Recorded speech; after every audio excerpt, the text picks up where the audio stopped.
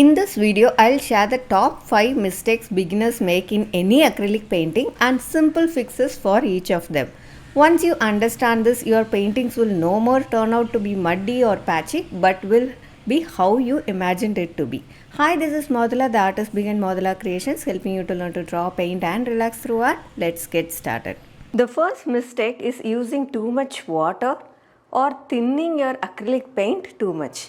So if you take your acrylic paint and thin it down very much with lot of water, I will swatch it and show you what really happens here. A very common mistake for beginners is treating your acrylics like watercolors, adding too much water in an attempt to make the paint more fluid or easier to spread. Of course, it is easy to spread, but let's see what is the problem here. Acrylic paint is actually designed to sit on a surface, not soak into it. So when you over dilute it like this, it loses opacity and vibrancy. Colors start to look kind of washed out. See how bright this color here is and how washed out this color here is.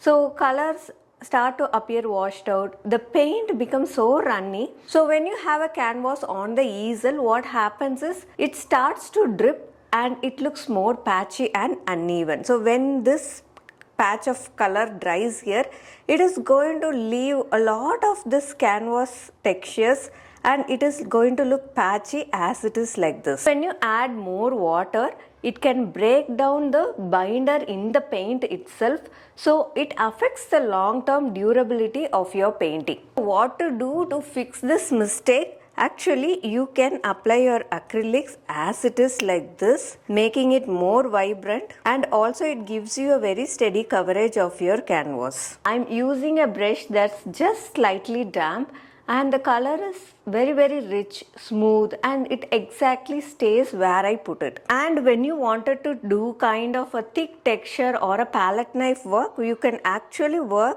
with the brush without even touching on the water or even without a damp brush. You can directly bring on your paint and apply it very thick onto your canvas. So this is kind of a buttery consistency here. So understanding this point and understanding the consistency of your paint is so very important to get a very good result with your acrylics. Of course, for general washes and the backgrounds, if you are creating in a wash structure, then you can go ahead to use this where you mix little more water than usually. But for all general acrylic painting, you will use acrylics with a cream consistency, just for spreading it evenly and blending it nicely. For more of a texture look and with a palette knife work, you will go ahead to use a buttery consistency which is very thick, and you will apply the acrylics very thick on your canvas. Now let's see about the second mistake. The next mistake is over blending or overworking the paint. This is something almost every beginner does, especially when trying to make their painting look smooth or polished. For example, I need to blend two colors, let's say. I'm going to use a blue and an yellow, and I'm to blend these colors. So we have placed a blue here.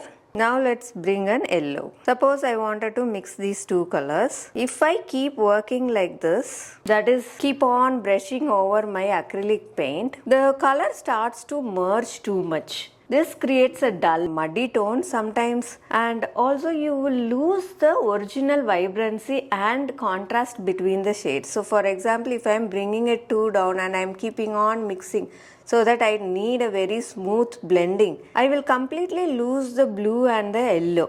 So this is called as over mixing. Finally, what ends up is a single color.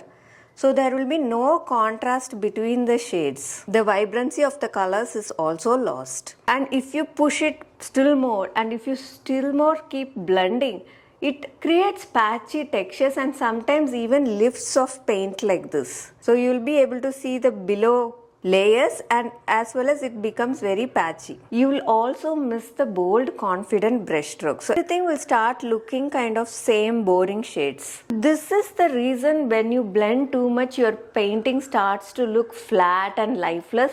It's like starting, and even worse, here I have just used two colors. If you have started doing this kind of a blending and over blending and overworking, on multiple shades, then you will obviously end up with a brown. So it's like putting everything together and blending it too much to get a brown and a flat painting. It's so tempting to keep brushing and fixing while the paint is wet, but acrylics dry so quickly.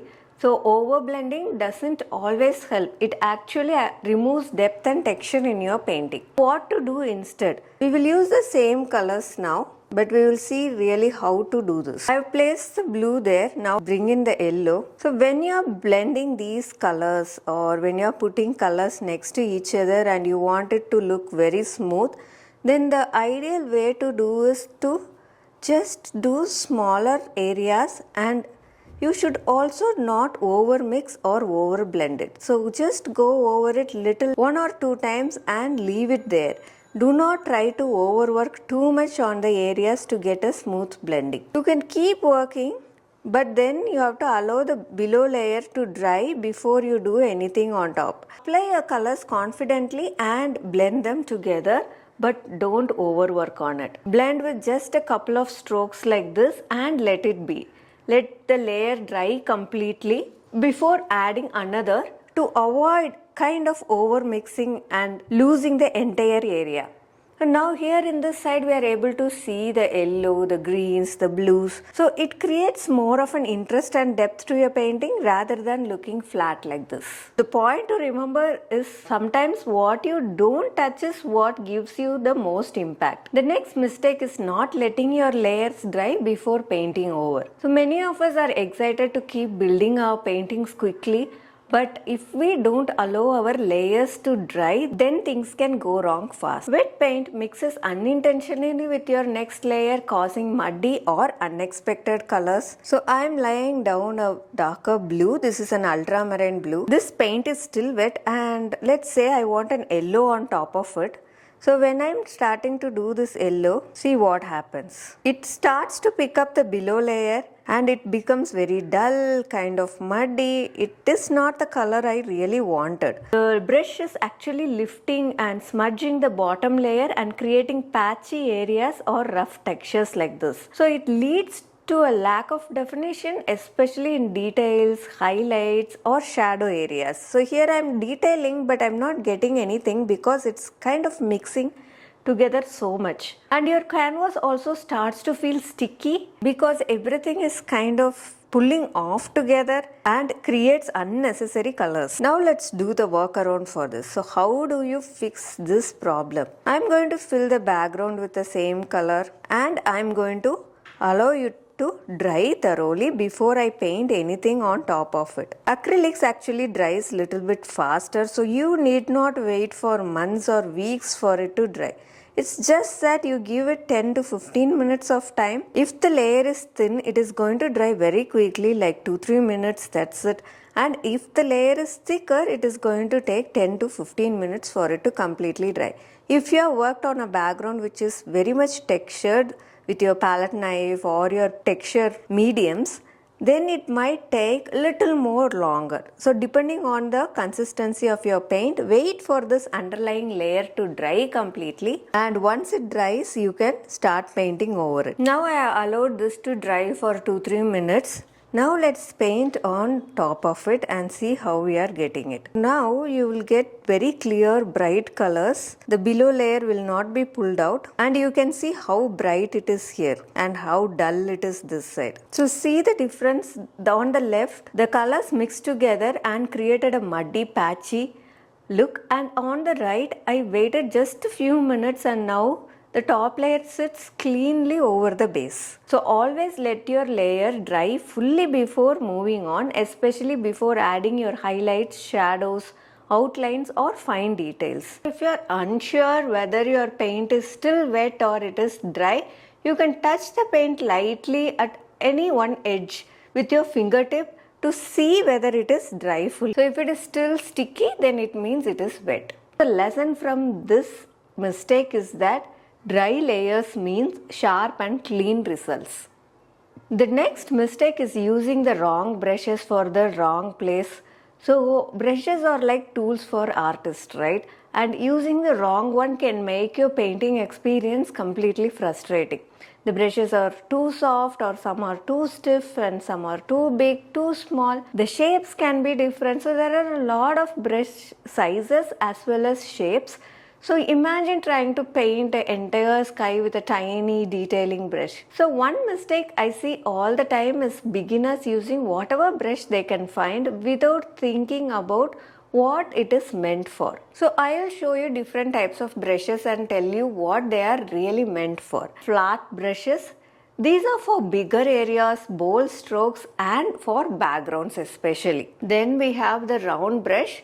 The round brush is for lines, controlled details and for mostly rounder edges and shapes. Then we have the filbert brush. It has a kind of a rounder corner.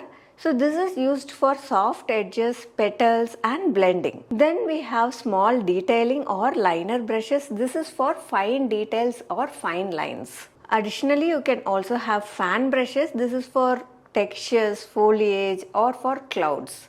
These work pretty very well. So for example, if I wanted to do a background here, I will rather do it with my flat brush instead of trying to do the entire background with your tiny detailing brush. So see how frustrating it can be to fill this area, and it will take a lot of time if you are using a wrong brush at a wrong place. Similarly, if I am trying to create a foliage here, if I am using a green and a flat brush, this kind of is very hard rather than taking your fan brush and creating structures like this. Or I wanted to create a very rounder edge, I would rather take my round brush to create soft edges lines like that with double colors. So this creates a very soft texture rather than my flat brush. So if I am trying to create that with a flat brush, I have to go ahead to do it with your thin line and it will not blend very soft like this. So each of the brushes have different purposes.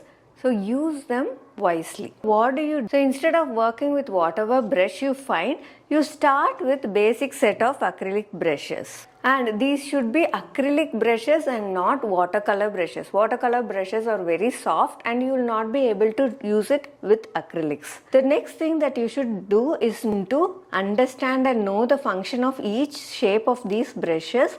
Don't just grab whatever is closest to you. Also, whenever your brushes get worn out, replace old brushes with the new ones so that they don't lose shape and control. Your brushes don't have to be expensive, but they should be right to do the job for you. A few good ones are better than a lot of random brushes. Here is a beginner tip for you. If you are just starting out on acrylics, get one flat brush, one round brush, one filbert and one detailing brush.